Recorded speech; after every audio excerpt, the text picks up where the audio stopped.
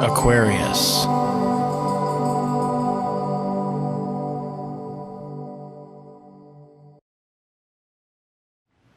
Hello everyone, it's great to see you, and the channel here is new, so I'm going to have to ask you to resubscribe so I can get these videos to your inbox. And before we start the forecast, let me just update you that your monthly recorded audio scopes are up, and also your daily scopes, and thank you for all the great feedback on that. It is for a limited time free for you to go listen every single day, so just go to the website here and you can see what is up on a daily basis. Let's go to your forecasts. Hello Aquarius, this is your November forecast for 2013, and it is good to see you as always. And this month is going to be a big work month, a big career month for you. And we know that you're always passionate about what it is you do because you're so conceptual in your attitude, in your genetic makeup. And so this month it's going to bring it to the forefront. We got the sun there, and we got two other special effects going on. Not only the new moon, which is very powerful in itself, but it's an eclipse new moon, which brings it the punch of like 3 moons all in one. So something new is going to start.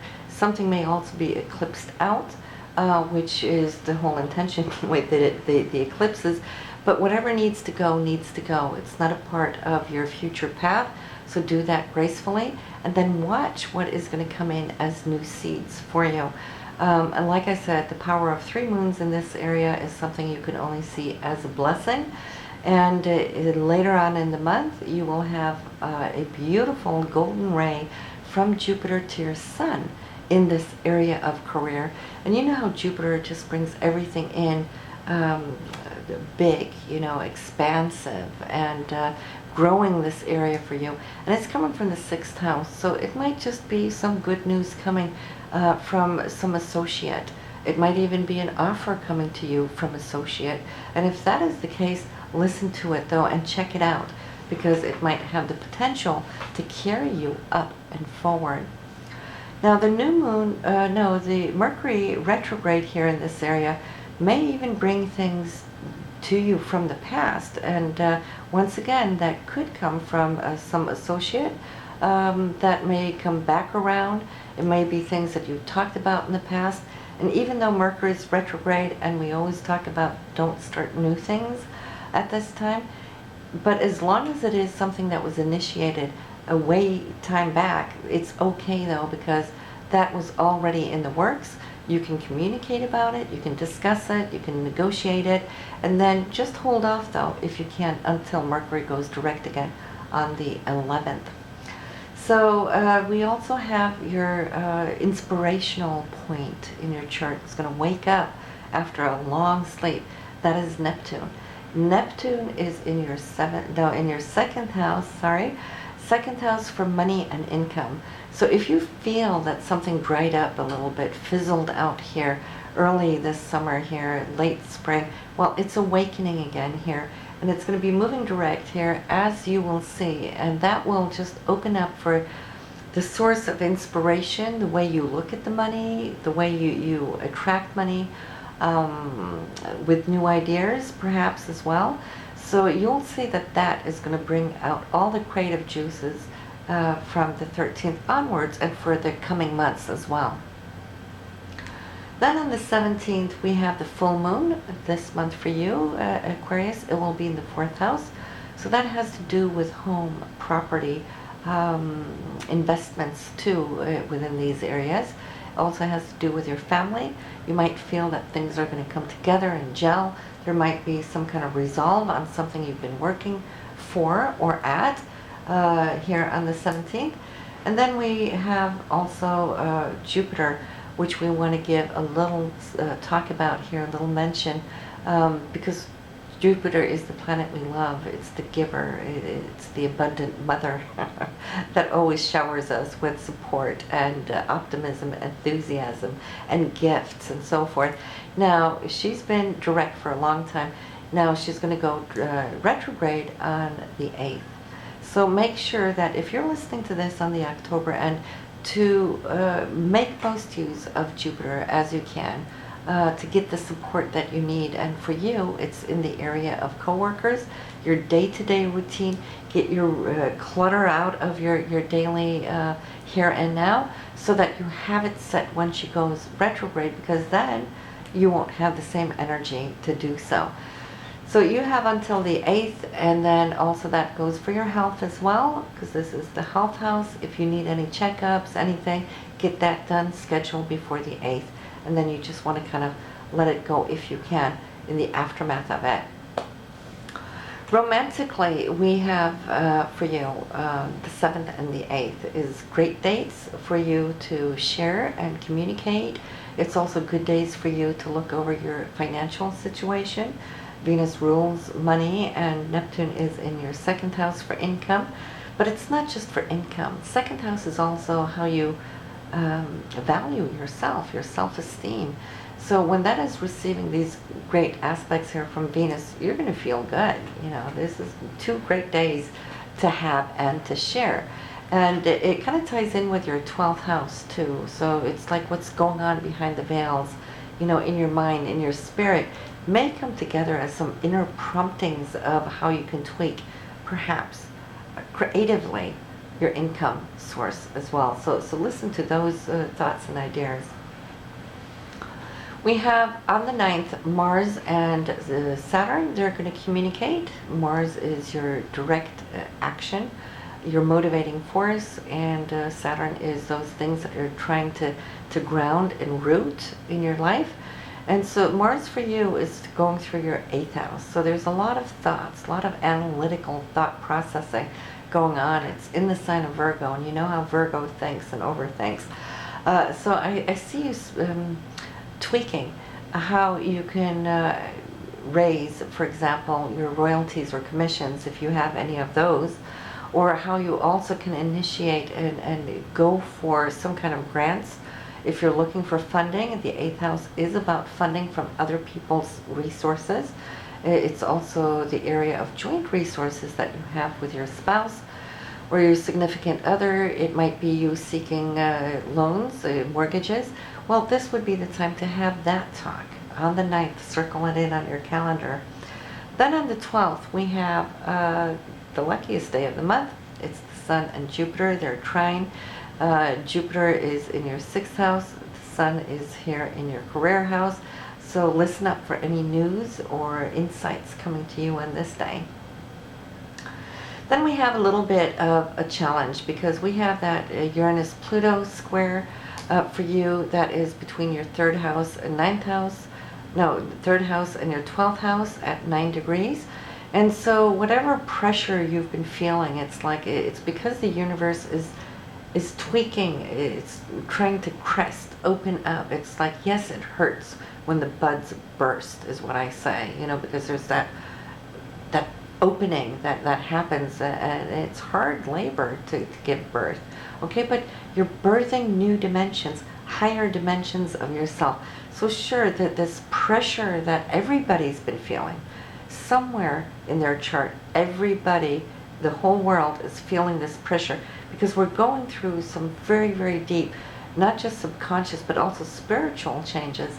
And in this cresting, which is now the exact square, it's happening here already, end of October, here November 1st, it's there. But this cresting for you is in communication, and this is where you're going to see that the greatest changes are going to take place for you, in which the universe wants you to follow along this line.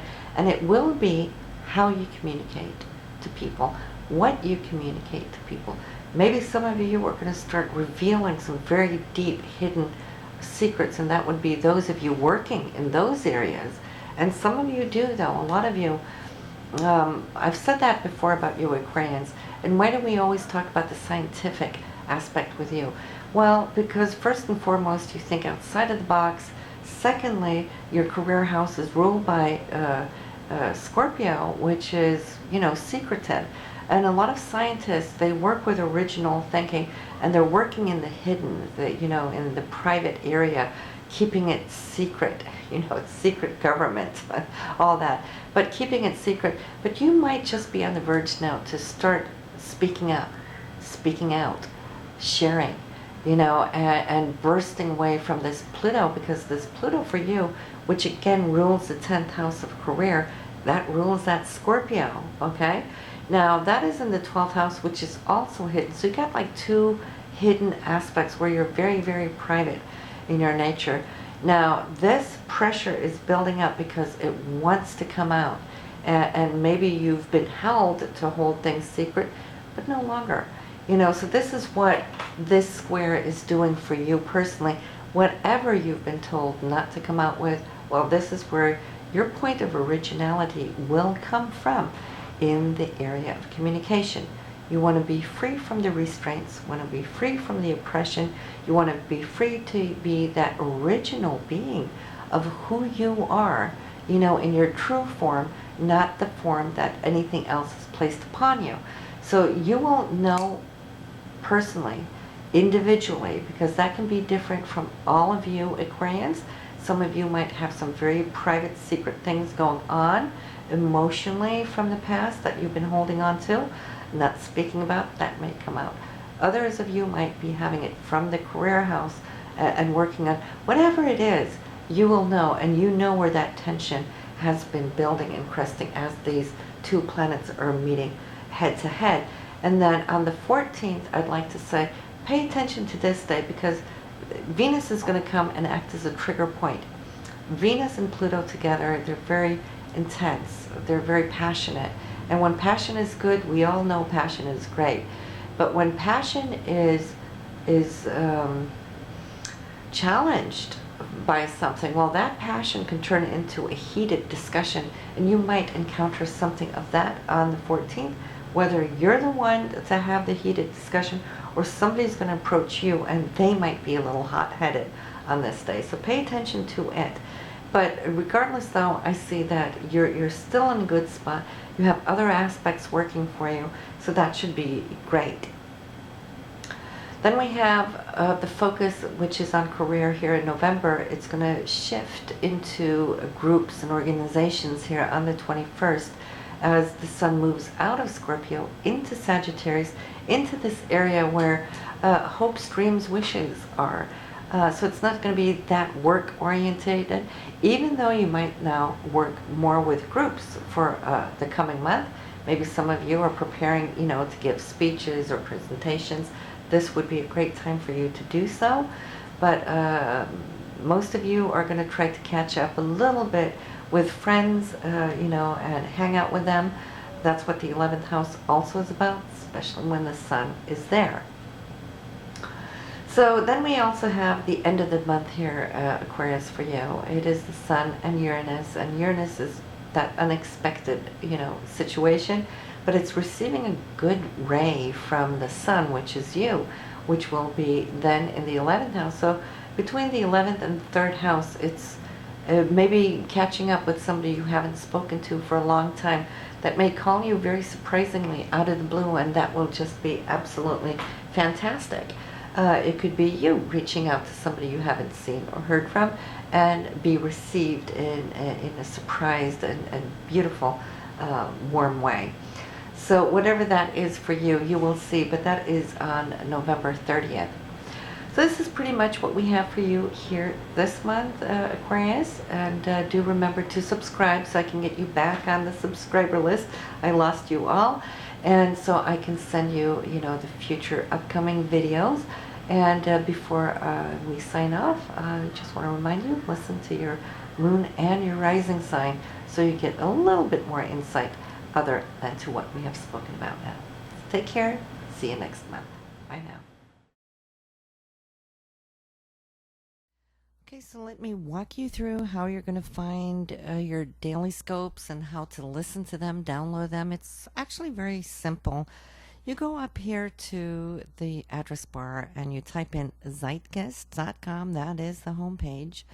When it comes up, you go to your daily scopes right there, and you'll see you have your daily scopes right here. Now the ones that are activated, you will see that they are a little darker here in pink, and I add in as we go along. And these are free. It's a promotion until November 15th. So what you want to do, say you want to go to the 12th, well, you click on the 12th here on this page.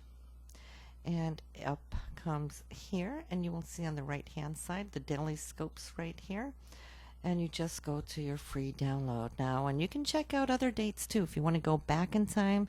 And if something special happened, well, go check that out, and see what happened that day. But say you want to download here October 11th, you go to free download.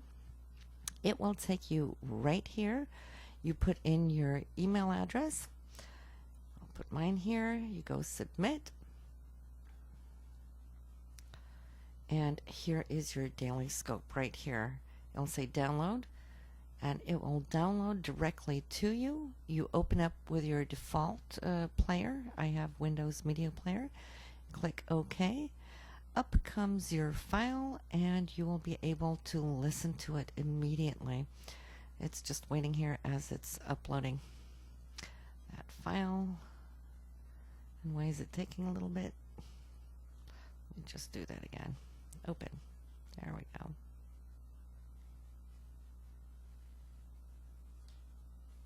There's the file, and it will start playing here immediately. And you can just listen through it, and it goes. They're probably mainly between 5 to 8 minutes. This one here is 5 minutes, but yeah. So you can listen to it. You can go back. You can listen to another date. You can come back every day. It is a free thing for right now, and if you would like to share this with your friends, go ahead and send them this link that I have here on Daily Scopes. I made a mini URL here, and you can just copy and paste this, oops, right there, and send that to your friends, and I will see you next month.